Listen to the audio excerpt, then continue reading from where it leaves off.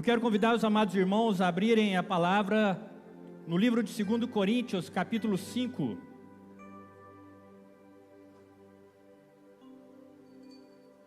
Estaremos lendo a partir do versículo de número 17.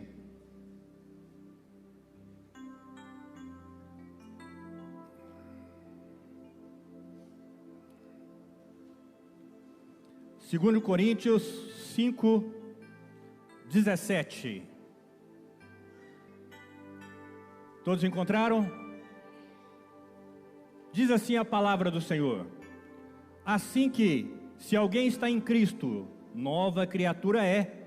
As coisas velhas já passaram, eis que tudo se fez novo. E tudo isso provém de Deus, que nos reconciliou consigo mesmo por Jesus Cristo, e nos deu o ministério da reconciliação. De sorte que somos embaixadores da parte de Cristo, como se Deus por nós rogasse. Rogamo-vos, pois, da parte de Cristo, que vos reconcilieis com Deus. Deus querido, Deus santo, nós queremos te louvar, ó Deus.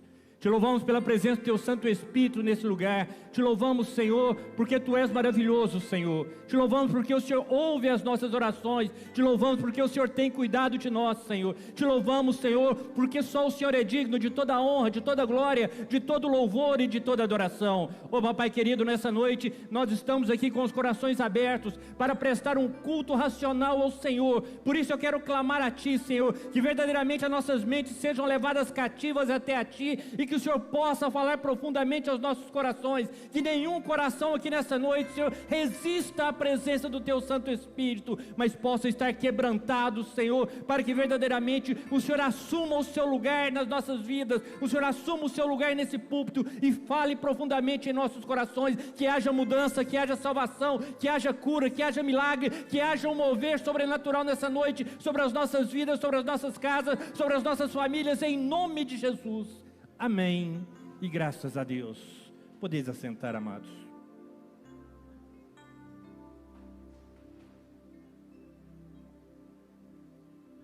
Tem uma história que conta que um jovem, após 12 anos, distante da família, aquele jovem agora começava um processo de volta para casa. Mas ele não sabia se verdadeiramente ele ia poder voltar para sua casa. Algo o incomodava. Há exatos 12 anos, ele havia abandonado os pais e havia saído pelo mundo. E a sua vida, ela se complicou. Aquele jovem entrou para o mundo das drogas, começou com pequenos furtos, e chegou a um assassinato. Ele matou, tirou a vida de uma pessoa. E ele foi preso por isso. E foi condenado a 11 anos de prisão. Sua mãe foi visitá-lo, logo após o seu pai ter morrido de desgosto, ao saber o que tinha acontecido com o filho. A mãe, quando chegou ali na penitenciária, ela rogou ao diretor que pudesse ver o filho. O diretor permitiu. E quando ela se aproximou da cela, ela tentou abraçá-lo ali e beijou ele carinhosamente. E ele pede para ela encostar o rosto naquela grade. E qual foi a surpresa? Que quando ela encostou, ao invés dele beijá-la, ele deu uma mordida no rosto dela. A mãe foi embora. E nunca mais ela voltou ali. E aquele jovem cumpriu seus 11 anos. E quando ele estava para sair, um mês antes de sair, ele escreve uma carta para a mãe. E fala para a mãe: mãe, eu sei o que eu fiz, foi muito grave. Eu estou saindo agora da cadeia. E eu quero pedir para a senhora, se a senhora me perdoar, ou se a senhora já me perdoou, a senhora coloque um lenço branco pendurado na árvore na frente de casa. Porque quando eu passar com o trem, eu vou ver esse lenço. Se eu ver o lenço, eu sei que a senhora me perdoou. E eu volto para casa. Mas mãe, se a senhora não tiver conseguido me perdoar, eu vou entender, porque eu sei o que eu fiz foi muito grave, e eu vou seguir a minha vida. Qual foi a surpresa daquele jovem? Quando o trem estava passando ao lado da casa dele, ele olhou e não tinha um lenço. Não havia um lenço branco ali naquela árvore. A mãe havia colocado, foi vários lençóis brancos, pendurado um em cada galho daquela árvore. E ele, profundamente emocionado, ele desceu correndo do trem, foi abraçar a mãe e falou para ela: mãe, eu te amo, me perdoa. Ela falou: filho, eu já te perdoei. E eu não coloquei o lenço branco como você pediu, porque eu fiquei com medo de você não ver o lenço ali. Então eu coloquei todos os lençóis que eu tinha na casa, para que você entendesse que eu te amo e que eu te perdoo. A história desse jovem é uma história que é contada como real. E esse jovem, ele entendeu que ele havia pecado, que ele havia feito coisas erradas. Ele pediu perdão e mudou de vida, porque a história conta que ele viveu feliz com a mãe o resto da vida dela. Agora permita-me lhe perguntar: você se arrepende dos seus pecados? Ou ainda, o seu pecado, ele te incomoda? E esse é o tema da mensagem dessa noite. O pecado lhe incomoda? Pergunta para a pessoa que está ao seu lado: o pecado te incomoda?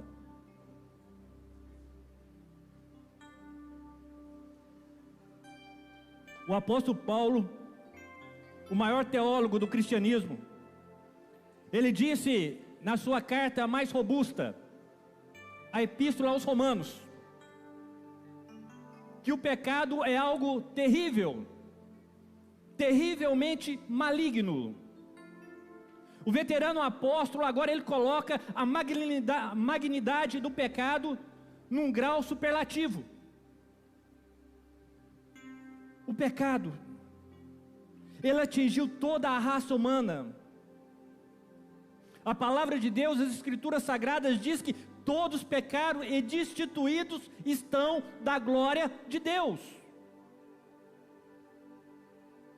Caímos em Adão, num estado de depravação e miséria. A palavra de Deus diz que não há nenhum justo, nenhum sequer.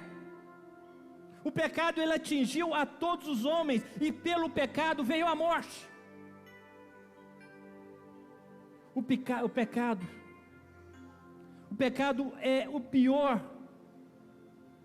Ele é pior do que qualquer sofrimento, por mais atroz que ele seja.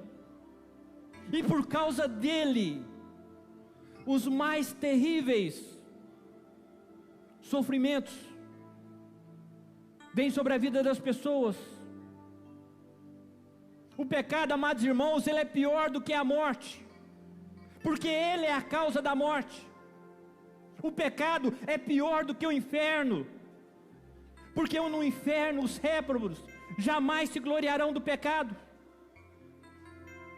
Nós, cristãos, e a humanidade, ela precisa entender que o pecado é o maior embuste que Satanás já pôde falar sobre a terra, falar para a humanidade. Um embuste fatal, um embuste que promete felicidade, mas traz desgosto. Promete a liberdade, mas escraviza. Promete a vida, mas traz a morte. O pecado, meus amados, ele é doce ao paladar, mas é amargo ao estômago. O pecado muitas vezes é agradável aos olhos, mas esconde o anzol da morte dentro. Ele oferece taças borbulhantes do prazer imediato, mas condena o pecador ao tormento eterno. O pecado, ele foi o maior desastre que aconteceu na história da humanidade. Sabem por quê? Porque o pecado divide, o pecado desintegra, o pecado separa.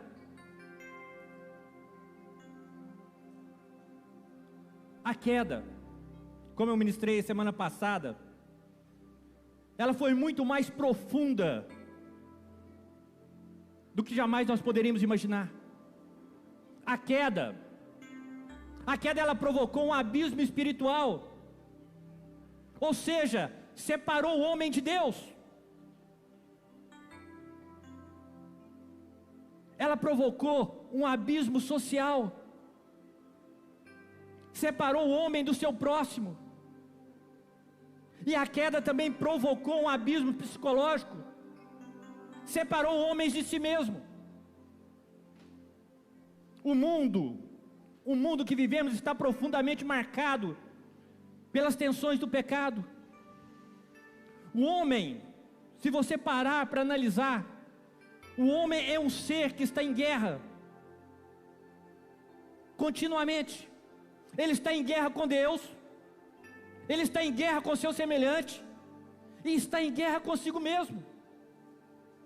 E nesse mundo empapuçado pelo ódio, ferido pelo pecado, onde em muitas famílias já não existe mais a paz, o amor, a confiança, o prazer de estar juntos, mas muitas famílias estão vivendo em pé de guerra, onde os corações estão sem paz, onde os homens estão longe de Deus.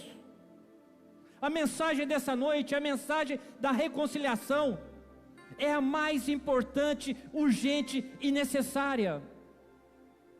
Nós precisamos entender que Deus fez um sacrifício por nós, porque caso Ele não o fizesse, nós estaríamos condenados eternamente.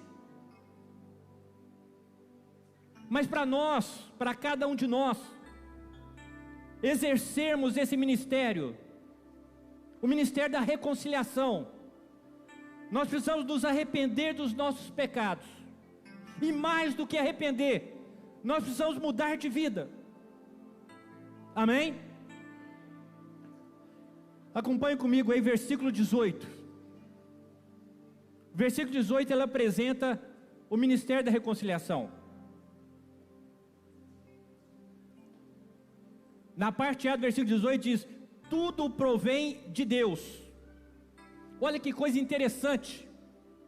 É a parte ofendida, é aquele que foi ofendido, é aquele que sofreu a injustiça, é que toma a iniciativa de reconciliar. Não é o que errou, não é o que pecou, não é o que desobedeceu, mas foi a parte ofendida, foi Deus. O Evangelho, meus amados irmãos, não é o homem buscando a Deus, mas é Deus buscando o homem. Foi o homem que caiu, foi o homem que desobedeceu, foi o homem que se afastou, escolheu se afastar de Deus, escolheu desobedecer, foi o homem que se rebelou. Agora vejam que coisa linda, mas é Deus que busca, é Deus que corre para abraçar. Jeremias 31 no versículo 3 diz: com amor eterno eu te amei, e com benignidade eu te atraí. A Bíblia, ela não fala para nós da necessidade de Deus se reconciliar com o homem. Não. É o contrário. É o homem, somos nós, que precisamos nos reconciliar com Deus. Só que o que nós temos visto nos últimos dias, nos últimos tempos, é que o homem mudou, a humanidade mudou. Agora, quando nós olhamos para a Bíblia Sagrada, nós vamos ver que Deus nunca mudou. Que uma das provas aí é a Isabela. Eu me lembro que o Denner me ligou quando a Carol ainda estava grávida, e quando estava nos dias de dar luz, e a gente conversando, e depois que deu a luz, né, a gente estava orando, não só nós, mas graças a Deus eles têm muitos amigos e irmãos, foi um grande número de pessoas orando. Deus ouviu, provando que Deus não mudou. Ele continua atento às orações que são feitas a Ele. Ele continua atento quando os seus filhos o buscam. Porque o nosso Pai, Ele tem prazer em abençoar, amados. Ele tem prazer de fazer as coisas, de ver você alegre, de ver você sorrindo, de ver igual o irmão chorando comigo ali de fora, chorando de alegria, chorando de felicidade, porque Deus deu uma bênção que ele nunca imaginava. Deus não desampara, repita comigo, Deus não desampara.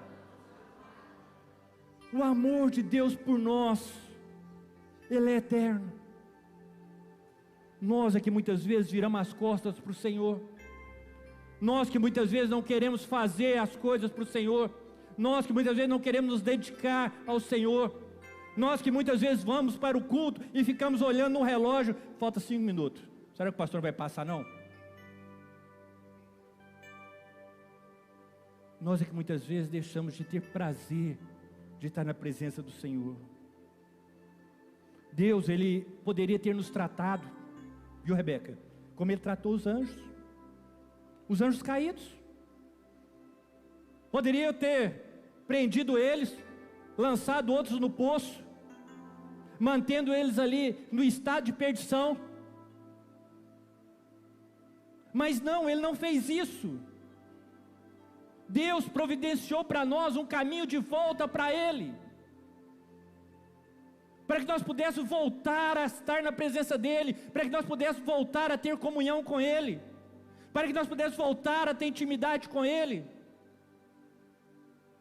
Vejam que amor. Você já parou para pensar que a cruz, ela é resultado do amor de Deus?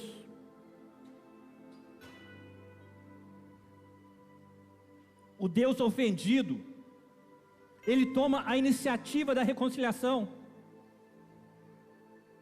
Yeshua, Jesus, Ele não veio para abrandar o coração de Deus. Muitas pessoas falam, não, porque Jesus veio para abrandar, Yeshua veio para abrandar o coração de Yahvé, veio para abrandar o coração de Deus. Mas não, não é isso. Yeshua veio para revelar o coração amoroso de Yahvé, amém? Ele veio para revelar o coração amoroso de Deus. Ele veio para mostrar para nós que Deus nos ama, e com um amor que nós não conseguimos explicar. Foi na cruz de Cristo,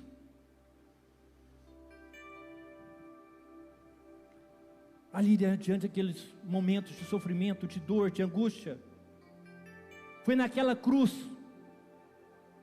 que Cristo gerou o amor no coração de Deus. Mas foi o amor de Deus que gerou a cruz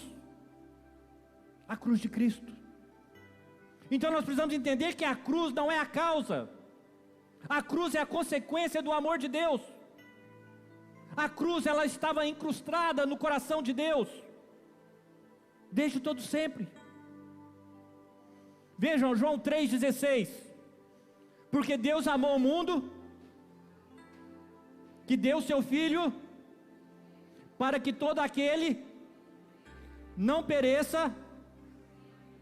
Olha que coisa linda, Romanos 5,8, mas Deus prova o seu amor para conosco, em que Cristo morreu por nós, sendo nós ainda pecadores. Romanos 8,32 diz: é aquele que nem mesmo a seu próprio filho poupou, antes o entregou por todos nós, como não nos dará com ele todas as coisas? Ele não poupou seu filho, o seu unigênito, para que nós pudéssemos ser reconciliados com ele. 1 João 4,10 diz: nisso está o amor, não em que nós tenhamos amado a Deus, mas em que Ele nos amou a nós, e enviou seu Filho para a propiciação dos nossos pecados. O sacrifício de Jesus foi o preço que Deus pagou, para que nós pudéssemos nos reconciliar com Ele. Agora veja comigo, o tanto que Deus te ama. Talvez você não tenha parado para pensar ainda, ou não tenha meditado sobre isso ainda. Deus te amou tanto, ou Deus te ama tanto, que Ele nos deu seu Filho. Deus nos amou tanto, que Cristo se despiu de toda a sua glória, de todo o seu poder, e encarnou. Deus nos amou tanto, que Cristo sofreu em nosso lugar. Deus nos amou tanto, que Cristo, Jesus, o Filho de Deus, Ele morreu por nós. A cruz, meus amados irmãos, é o maior arauto do amor de Deus por nós. A cruz é a prova de que Deus está de braços abertos para nós, para nos receber de volta, para que nós verdadeiramente possamos entregar as nossas vidas nas mãos dEle. Entender que esse amor que Ele tem por nós é algo que a nossa mente, pequenamente, não consegue explicar. Continuando, versículo 18 para o 19, fica muito claro aqui para nós que Jesus, Ele é o elo entre nós e Deus. A palavra de Deus, ela é muito clara e deixa muito claro para nós que Jesus é o único caminho que nos leva a Deus. João 14,6, ele diz: eu sou o caminho, a verdade e a vida. Ninguém vem ao Pai a não ser por mim. A palavra fica muito clara para nós que Ele é a única porta de entrada do céu. Não existe outra porta para se entrar no céu a não ser através de Jesus. E a palavra também deixa muito claro para nós que não existe outro mediador entre Deus e os homens. Isso implica e fica claro para todos nós que não existe ninguém, nada no universo que pode nos reconciliar com Deus. Não existe religião, não existe santo e nem as nossas boas obras. Nada disso pode nos garantir a entrada do céu. Somente Jesus. Jesus Cristo, Ele é o único que pode nos reconciliar. Quando Deus foi criar o universo, Ele falou e tudo se fez. Quando Deus foi criar o homem, Ele pegou o barro, o formou com as suas mãos, trouxe a nós a sua pneuma, ou seja, soprou em nossas narinas o fôlego de vida, e nós vivemos. Quando Deus quis reconciliar o homem consigo mesmo, Deus, na pessoa do seu Filho, Ele se esvaziou, assumiu a forma humana, sofreu, chorou, passou fome, foi humilhado, cuspido, morreu numa cruz, uma morte que era uma maldição, que era amaldiçoada. Amados, nós precisamos entender, e todos nós precisamos ter isso muito claro em nossa mente, que o preço da reconciliação, ele foi muito alto. Jesus clamou ao Pai: Pai, se possível, afasta de mim esse cálice. Ele clamou, mas não havia outro meio de nós sermos reconciliados com Deus a não ser pelo sacrifício dele. E Ele sabia disso, por isso Ele falou: Pai, mas não seja feita a minha vontade, mas seja feita a tua vontade. Cristo nos reconciliou com Deus através do seu sangue ali na cruz. O versículo 19, ele fala de uma necessidade de reconciliação. Como eu disse, Romanos diz que todos pecaram e destituídos estão da glória de Deus. Todos desviaram. Todos terão que comparecer diante do tribunal. E todos serão julgados. Nós seremos julgados pelas nossas palavras. A palavra de Deus diz que toda palavra vã que sai da sua boca, ou seja, toda palavra que não edifica a Deus, você terá que dar conta dela. Nós seremos julgados pelas nossas obras.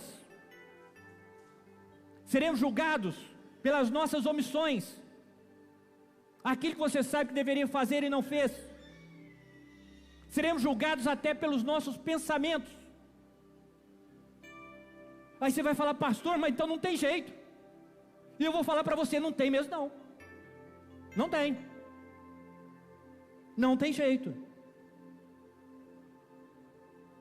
Por isso que fica muito claro, e nós precisamos entender, que a reconciliação com Deus, ela precisa ser urgente. Por natureza nós somos filhos da ira, e a inclinação da nossa carne é contrária à vontade de Deus. A nossa carne quer tudo que contraria a vontade de Deus. Ela causa inimizade contra Deus. A palavra deixa claro que aquele que quiser ser amigo no mundo, constitui-se inimigo de Deus. Aquele que quer ser amigo do mundo, constitui-se inimigo de Deus. Você já parou para pensar o tanto que isso é forte? E aí nós precisamos entender que sem Deus, nós estamos cegos. Sem Deus nós estamos perdidos, cativos, mortos. O nosso pecado, amados irmãos, ele é pior do que a pobreza, pior do que a doença, pior do que a morte. E esses males, eles não podem nos afastar de Deus. Mas o pecado sim, o pecado nos afasta de Deus. Hoje e na eternidade. Presta atenção. Todos nós temos apenas duas opções: ou se reconcilia com Deus, ou você entrega a sua vida nas mãos do Senhor, ou você está escolhendo perecer eternamente. E não tem jeito, não tem meio termo.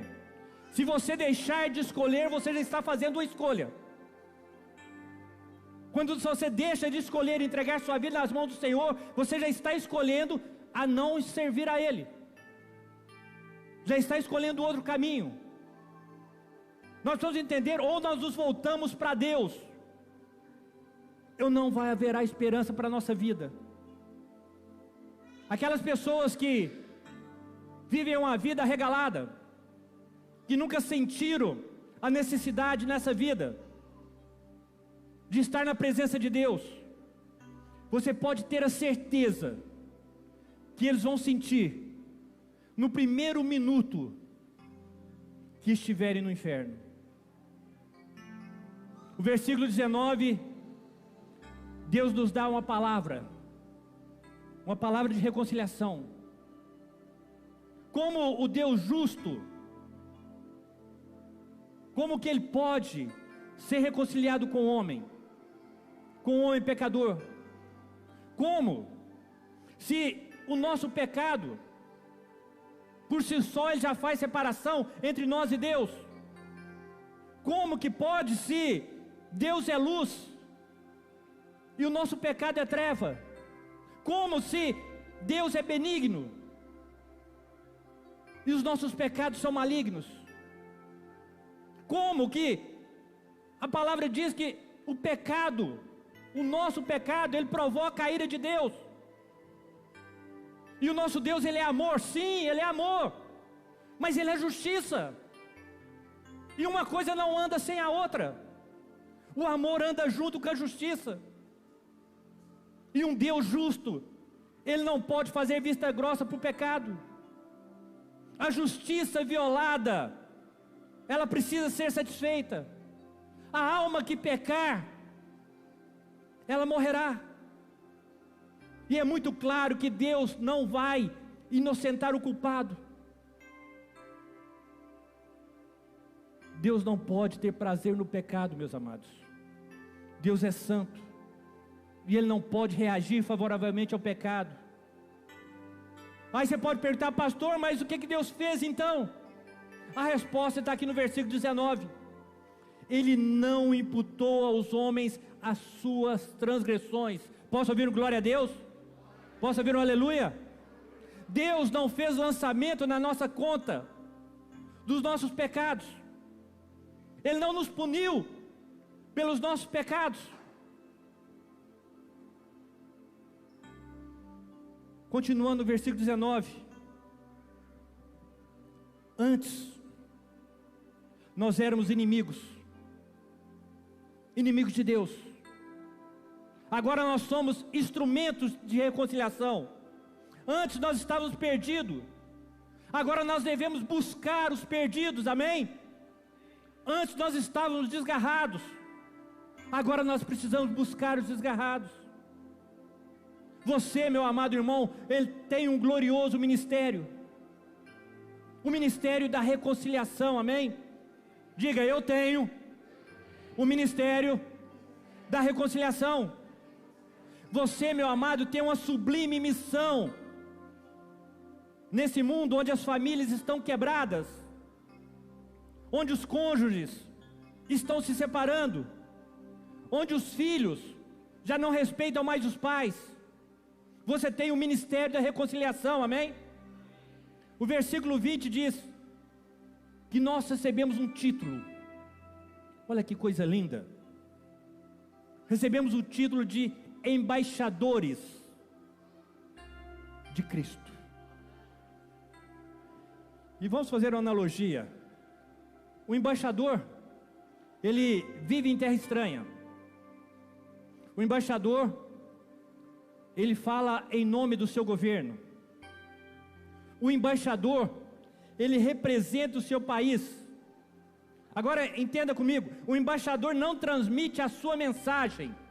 Ele não fala o que ele quer, mas a mensagem de quem o enviou. O embaixador, ele não determina a sua própria missão. Ele vai para onde ele é enviado. O embaixador, ele não se naturaliza naquele país que ele está. Ele é sempre o estrangeiro. E o embaixador tem compromisso com os interesses soberanos do seu país, amém? E qual é o nosso país? A palavra não deixa claro que nós somos peregrinos nessa terra, nós não somos daqui. Nós estamos no mundo, mas não somos do mundo. Nós pertencemos a Jerusalém celestial, amém? Nós estamos aqui, cumprindo uma missão. Nós somos arregimentados.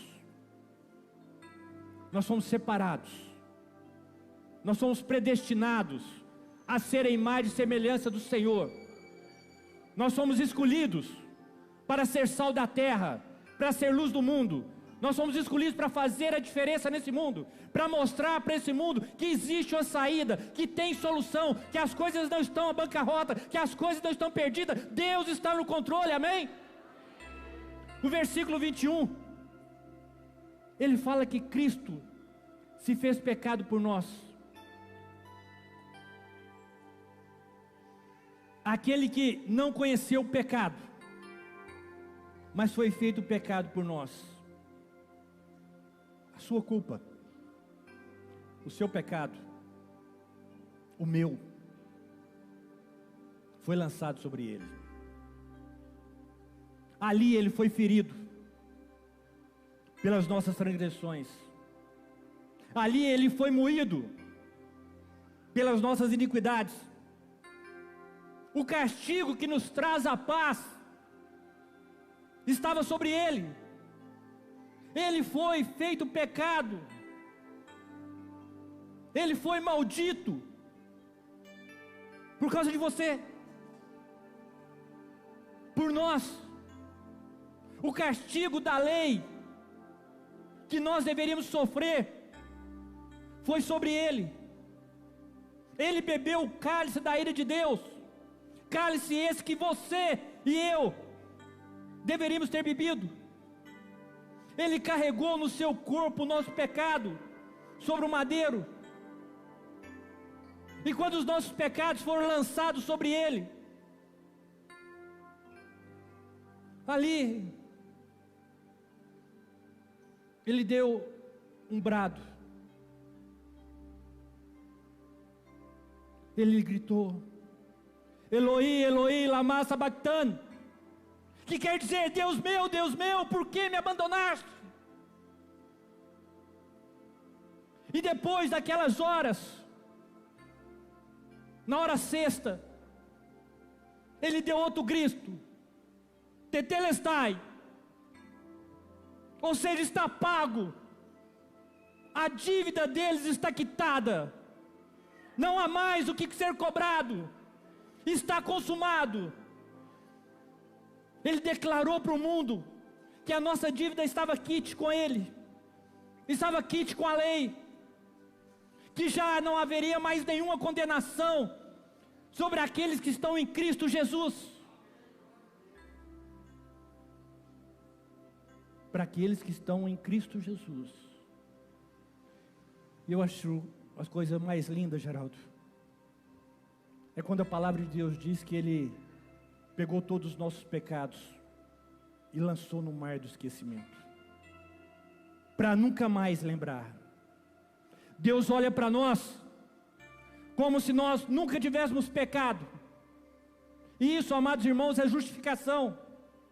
Deus não só pagou a conta, a nossa conta, Ele nos tornou ricos, conforme está escrito em 2 Coríntios 8, no versículo 9: pois conheceis a graça de nosso Senhor Jesus Cristo, que, sendo rico, se fez pobre, por amor de vós, para que a sua pobreza vos tornasseis ricos. Aleluia!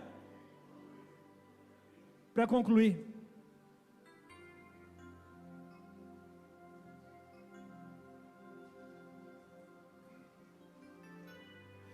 nós vimos nessa noite que o pecado tem como consequências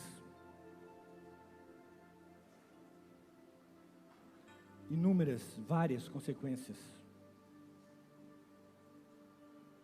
E uma das consequências é a imediata alienação ou distanciamento do indivíduo das finalidades para as quais ele foi criado. Deus te criou, amado irmão, com propósito, viu, Daniel? Deus te criou, te chamou, porque Ele tem um propósito na sua vida, um propósito para você trabalhar na obra do Senhor, para você fazer a diferença. Mas Deus, através do seu Filho amado, Ele entregou para todos nós o ministério da reconciliação, ou seja, Ele quer que você se reconcilie com Ele. Portanto, se nós entendermos, nós vamos ver que Cristo, Yeshua, Jesus, Ele morreu para dar um sentido para a nossa existência. Quantas pessoas hoje ficam: eu não sei por que eu fui criado, eu não sei o que eu vim fazer nessa terra, eu não sei se eu tenho um ministério, quer saber, eu nem sei se Deus existe. E isso não é novidade não, são inúmeras pessoas. Não tem sentido, a existência não tem sentido, e Cristo veio para nos dar sentido à nossa vida. Quando nós temos um encontro com o Senhor, nós entendemos o propósito para o qual nós fomos chamados. Ele veio para tornar possível a vida abundante e significativa. Ele veio para que pudéssemos novamente ter comunhão com Ele. para que nós pudéssemos ter relacionamento com Ele. Em Lucas 19:10 nos diz que Ele veio para buscar e salvar os que se sentem perdidos, abandonados, distantes, alienados. Jesus veio ao encontro de cada pessoa que se considera infeliz e perdida. E quando a pessoa tem esse encontro com o Senhor, a culpa, ela dá lugar ao perdão. Um fardo pesado e inglório traz a leveza. O enfado e a canseira traz uma nova disposição. A insegurança e a dúvida traz a certeza. A intranquilidade, o medo traz a paz. E o Senhor deixa claro: você não está só. Jesus está ao seu lado, amém? E o desejo dele é se aproximar de você. 2 Coríntios 5:18 diz: e tudo isso provém de Deus, que nos reconciliou consigo mesmo por Jesus Cristo e nos deu o ministério da reconciliação. Amados, nós precisamos estar atentos sobre alguns perigos. O primeiro deles está em 2 Coríntios 6:1, aonde diz: cuidado para você não receber de graça. Cuidado para você não receber a graça.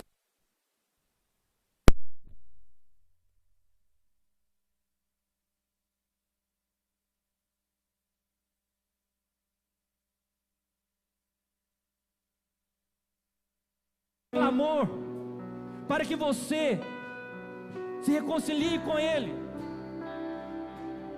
Se você desprezar essa oferta de amor, se você desprezar essa graça que está sendo concedida para você hoje, isso seria uma consumada ingratidão e rebeldia. Em 2 Coríntios 6:2 diz: nós devemos ter cuidado para não adiar a nossa decisão de reconciliação. Amados, entendam uma coisa: hoje Deus está falando com você. Amanhã Deus pode não falar mais. Hoje o Espírito de Deus que está aqui, Ele está falando na sua mente e no seu coração. Hoje Ele está te chamando: se volte para mim, entregue sua vida a mim. Amanhã você pode querer fazer isso, e pode não ser mais possível. Hoje ainda é o tempo oportuno de você se reconciliar com Deus. Amanhã pode ser tarde demais. Portanto, eu quero falar com você. Queria até pedir os instrumentos para pararem só um minutinho. Eu quero falar com você. Se o pecado te incomoda, se você está preso nas correntes do inimigo, se você entende que está vivendo uma vida que desagrada a Deus, se você entende que Deus enviou seu Filho para você ter vida em abundância, se você entende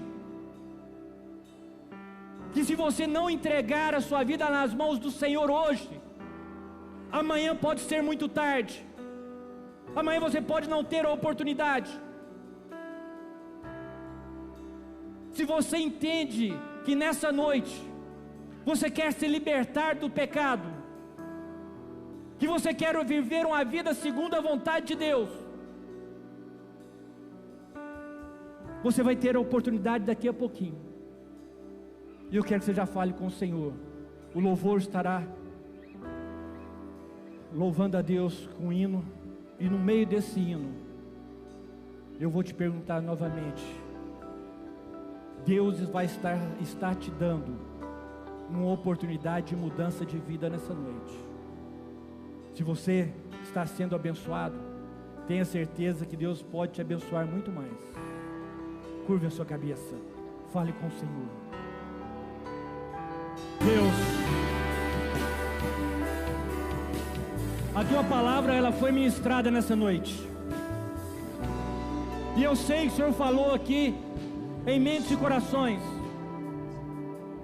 Senhor, assim como o Senhor colocou no meu coração, eu agora vou dar a oportunidade para esses irmãos que querem mudar de vida, que querem ser libertos do pecado, que querem entregar as suas vidas nas mãos do Senhor, que eles possam levantar a mão onde eles estão, que eu vou orar, que eu quero clamar a Ti pela vida deles, para que verdadeiramente comece uma nova vida, para que eles sejam libertos das amarras do inimigo, para que eles sejam libertos do poder do pecado, e que a Tua graça, que o Teu amor seja sobre a vida deles. Se tem alguém em nosso meio que quer entregar a sua vida nas mãos do Senhor Jesus, levante a mão onde você está. Eu não vou chamar aqui à frente para não encher aqui. E se você quer pedir perdão a Deus, quer se reconciliar com o Senhor, você também pode levantar a sua mão aonde você está, que eu vou orar por você também. Eu quero clamar a Deus pela sua vida, para você ser liberto do pecado, e que verdadeiramente você possa viver uma vida na presença do Senhor.